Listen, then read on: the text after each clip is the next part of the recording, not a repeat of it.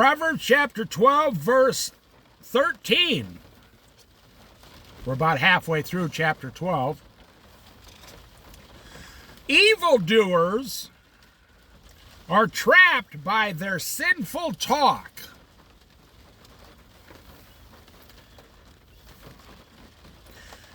And so the innocent escape trouble.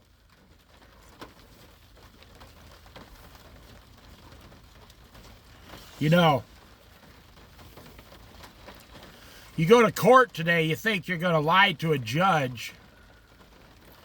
And he's been a judge for, 20 years, 30 years, 25 years. He does this for a living. It'd be like trying to take your car down to your mechanic and lie to your mechanic. The mechanic's been doing this for 40 years.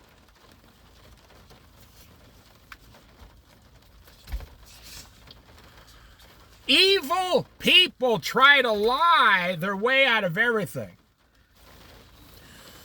But it's teaching you, God's teaching you a very important lesson here, and it's extremely important.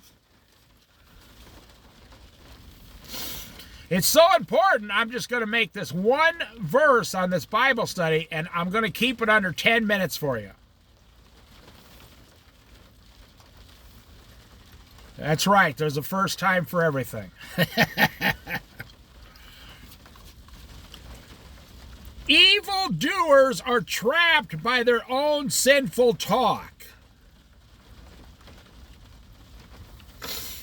That's what people in prison don't really understand how they got caught. I mean, sure, they knew the police came up to them and pulled out a gun and some handcuffs and said, you're coming with me. You broke the law. But they don't understand how they got caught. How did the police find them?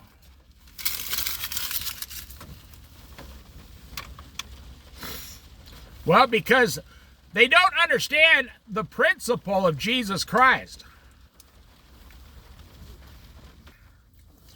This is a principle through Jesus Christ. I say through Jesus Christ a lot because John chapter 1, through him all things were made. And that's what people don't understand. See, you're trying to live outside of the Word of God.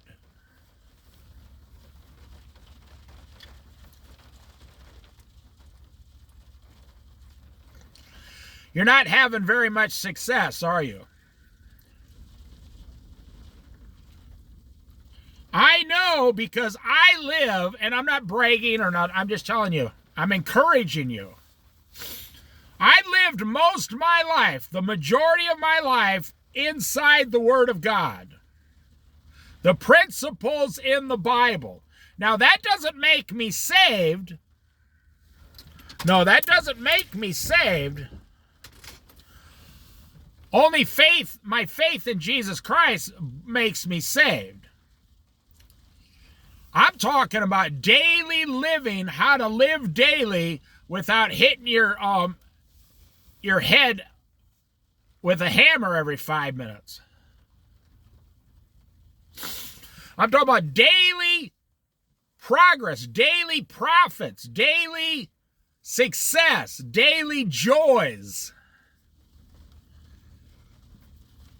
Now listen, the wicked, evildoers are trapped by their own sinful talk, And so the innocent escape trouble. All an innocent man has to do is stand still and not say anything. If you are truly innocent, you just say, I'm 100% innocent. And then they will do an investigation and come back and say, that man was telling the truth. It's usually the guilty party that's going on and on and on and on about, oh, how innocent they are. They're trying to convince people, you see. But a truly innocent man is not worried about anything.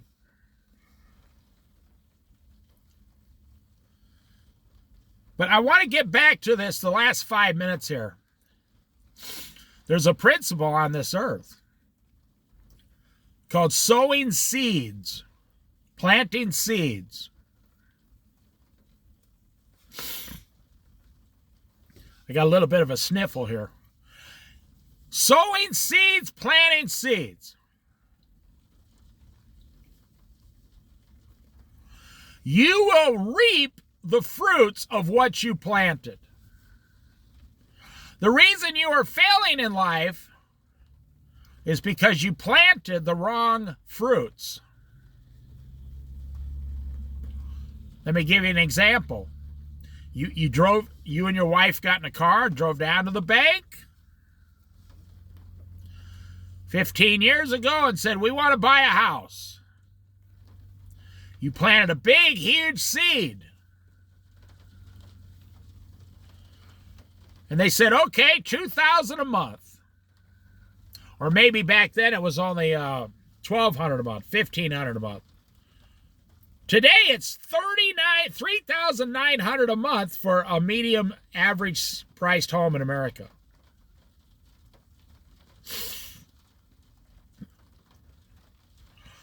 So you've been reaping the fruits of high debt, high interest, working too much, and your house is only half paid off. Same with the car. I need to go get me a brand new car, a brand new truck.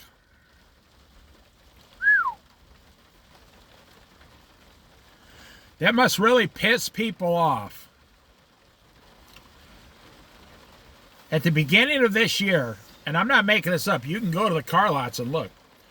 If you bought a truck or a car for like $70,000 in January, the economy is slow. They don't want to talk about it. The economy slowing down at record pace. Well, look, I bet you even you stopped spending. So that same $70,000 car or truck, the car lot is now selling it for $59,000, $11,000 less.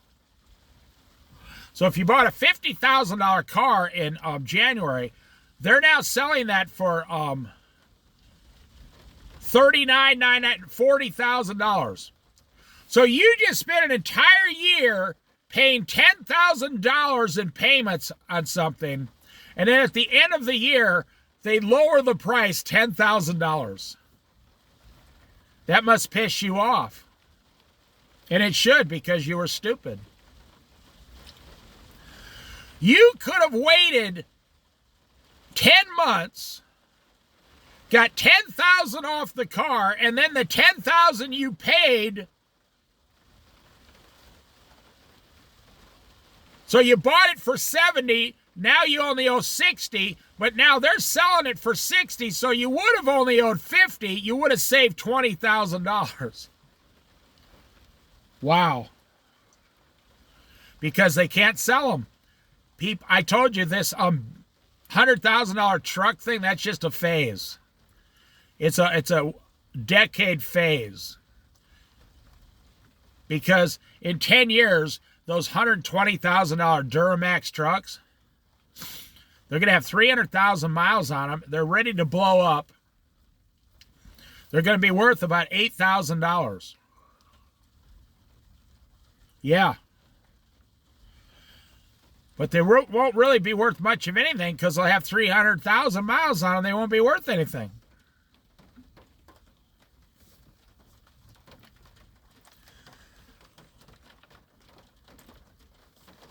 Whatever you plant,